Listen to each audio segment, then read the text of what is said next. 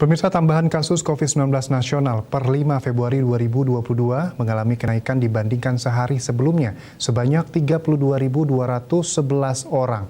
Jumlahnya masih tembus 30-an ribu orang.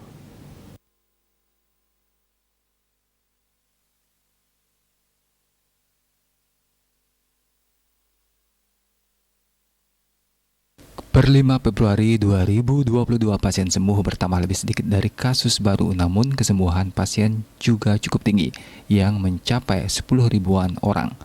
Korban jiwa akibat COVID-19 dilaporkan naik dari sehari sebelumnya yang mencapai 42 orang. Jumlah pasien meninggal masih 40-an orang. Data Kementerian Kesehatan menunjukkan terjadi penambahan kasus COVID-19 sebanyak 33.729 orang. Kumulatifnya menjadi 4.480.423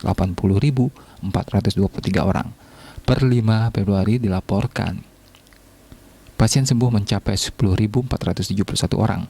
Total pasien sembuh menjadi 4.172.458 orang. Korban jiwa tercatat 44 orang, sehingga kumulatifnya menjadi 144.497 orang selama pandemi berlangsung sejak Maret 2020.